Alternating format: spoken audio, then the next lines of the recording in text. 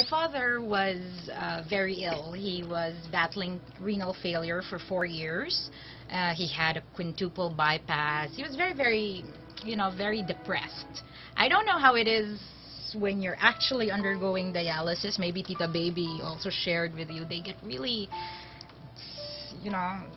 hormones, I don't know, emotions. And they see the cost. They talk to other patients. It gets really depressing. Actually, my grandmother just 3 months ago.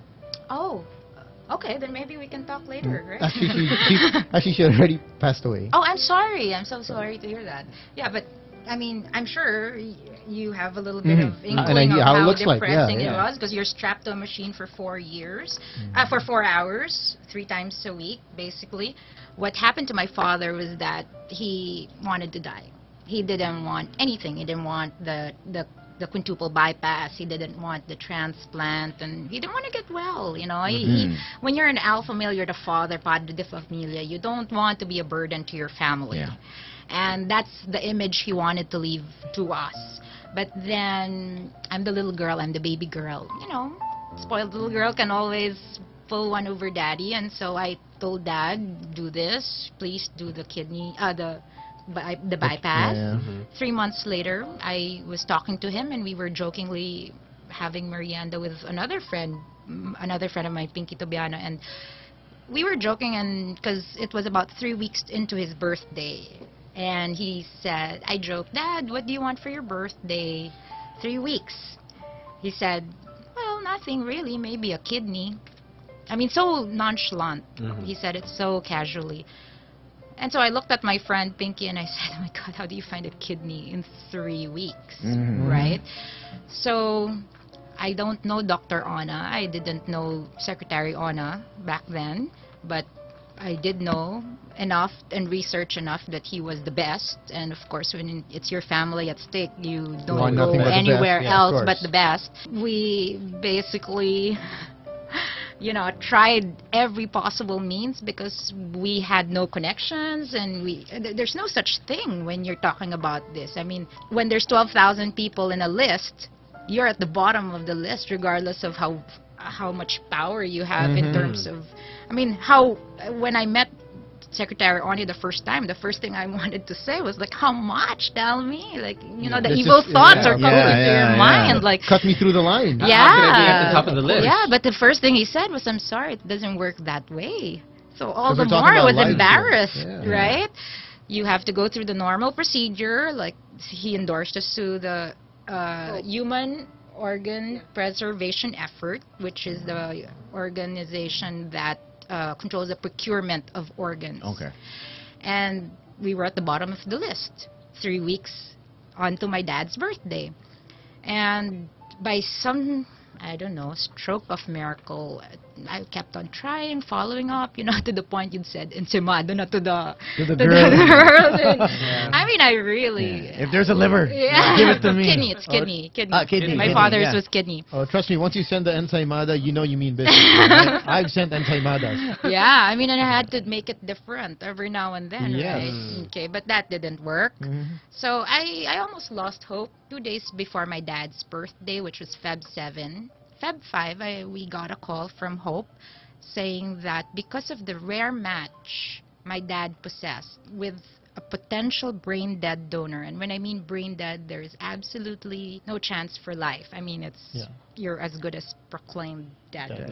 So they called us that we were shortlisted and that there were 12 of us, including my father, on the list. Wow. That was about 4 o'clock. From 12,000 to number 12. Because of the rare match. See, that's not a favoritism issue. It's an issue of science. Exactly. Of science. Genetics. Genetics. And so there are a series of tests. Every 2 hours, they will call us and say, 4 o'clock, there's 12. Your dad's on the list. So it's like a breakdown. 2 hours later, they'll call you, there's 8.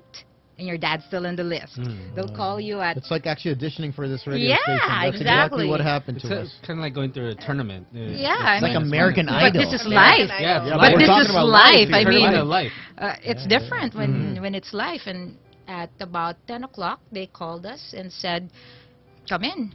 Check your dad in because he's the match. No. Wow. So So before his birthday, This was at on Feb 5 at night, 10 o'clock at night. His birthday was Feb 7. Yes. Okay. On Feb 6, Dr. Ona, Secretary Ona. nuts. I'm telling you, Secretary Ona had operated on him in the morning. So, of course, he was in recovery. We saw him at about 7 in the morning of his birthday with a birthday cake, a bunch of nurses and resident doctors in the National Kidney and Transplant Institute. And we were just singing happy birthday because on my dad's birthday, he got his kidney. Wow. Wow. And who would have thought? I mean... Yeah, my dad passed away last year. I'm sorry to burst that bubble after a successful story, but he passed away because of pneumonia. It was a very successful kidney transplant, and I really am thankful to the doctors and the staff of the National Kidney and Transplantation. But you know, life happens, and in his death, I suppose there was an awakening, and that's where my passion, instead of just being cooped up in my room, crying, trying to deal with the loss. The pain. Yeah, you just move on and you channel it to something positive. And I was telling Divine early on, because that was about March when Dad died, Divine, let's just target like 1 million by the end of the year. 1 million card holders, because we had no money, we had no... I mean, we're private individuals. We're not really connected to like MPPI. That's right. This is just anything. This is just for goodwill. You know what I mean? We've divined for birthdays. They give me cards. I mean, I don't receive as much gifts anymore because they, just give me cards. No, because when you're talking of a company who has 10,000 employees who give it through the HR, then that's 10,000 card holders. You never know who could be a match. Yeah, and right now we're going 1.8 million. Wow. In 10 months.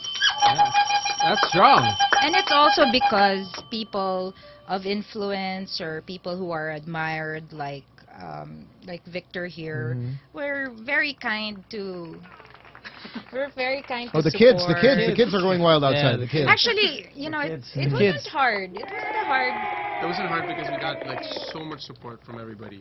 I mean, like now even from you guys. You know, I know that you guys are really into it. Yeah. I feel like I can hear you in my head, man, with these headphones. That's actually the whole point of the headphones.